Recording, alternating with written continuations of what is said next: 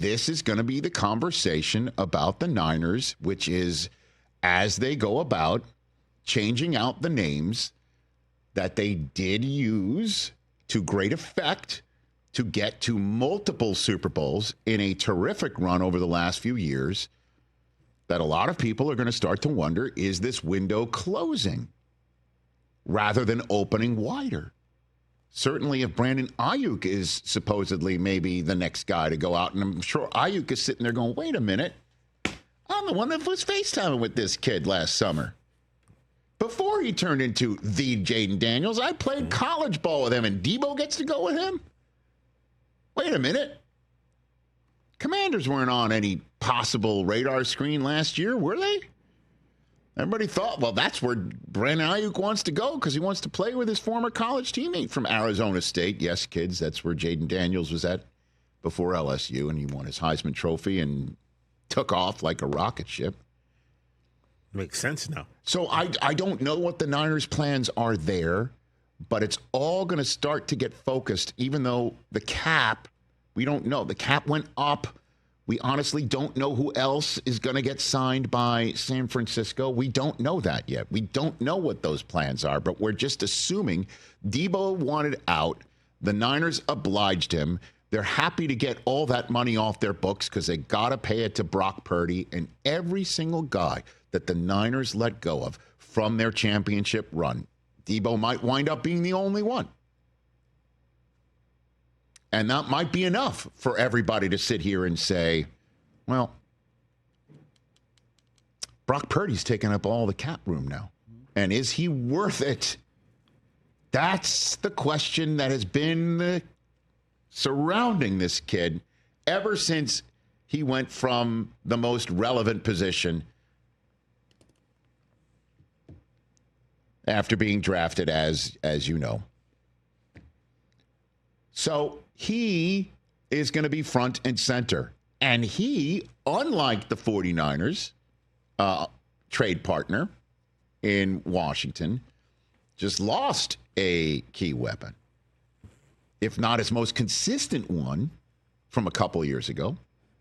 And he, unlike the Commanders, now is going to have a deal, we assume, that's eating up a ton of cap space. Is Ricky Pearsall and Juwan Jennings ready to take the mantle of wide receivers 1 and 2? And is it going to be Shanahan's system, sort of the way Coach Dale, may he rest in peace, was waving his system at the howling crowd, wondering if they have the right people on the floor, saying, I've got the system. Let's just plug these guys into it and just watch us go as they pay the other guys. And I'll just say this. I believe in Brock Purdy. I do. I really, really do. I dig him. His teammates dig him. But he's going to have a ton more eyeballs on him once he signs this contract that he does deserve. It's his turn. I know you hate that stuff. I know he has taken a team under the craziest of circumstances, being thrown in the mix in the middle of a season. You know, take on Tom Brady in San Francisco while he's a Buccaneer. Brock, take your team to Seattle on a Thursday night after you just took the reins of this team over because Trey Lance goes out and Jimmy G is out, and it's your turn, Brock. You were the last pick in the draft, Brock. He actually did it. And then he actually took a team. Yes, I know there's McCaffrey and everybody else. Everybody else feels that he was just a bit player on all that, but he was the quarterback of the San Francisco 49ers in a Super Bowl and was in overtime of this Super Bowl against the Chiefs and played a terrific football game. It's in there. He's done it. He's proven it. And he's going to get the money. He's going to get it, and it's going to be him. Folks, it's going to be him.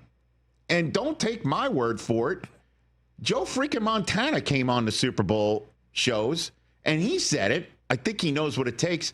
And I have a feeling we're going to hear from Steve Young in hour 2. But I will ask him the question here. Talk about a guy who once had the monkey famously taken off his back because he followed Montana. Purdy's following Montana and Young. And I know you like to point out, TJ, we talk about the drought, which I put in quotes, for Dallas, about how long it's been since they've been to a championship game within their own conference. But they've won a Super Bowl more recently than the 49ers. That's all I'm saying. And it's going to be on Purdy to end all of that. And the last guy who won one for San Francisco is going to join us in hour 2 to give us his thoughts on this. And you know, it's an easy line to draw. Okay. This guy's going to go from league minimum to $50 million at a minimum.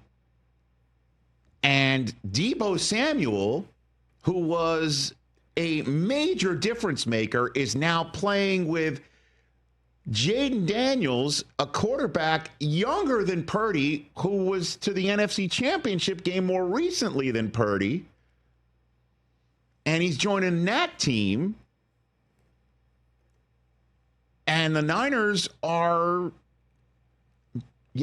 on a last place schedule in 2025. That's the backdrop to Brock Purdy getting pizzed. Catch the Rich Eisen Show live weekdays from 12 to 3 p.m. Eastern on Roku Sports Channel in the U.S.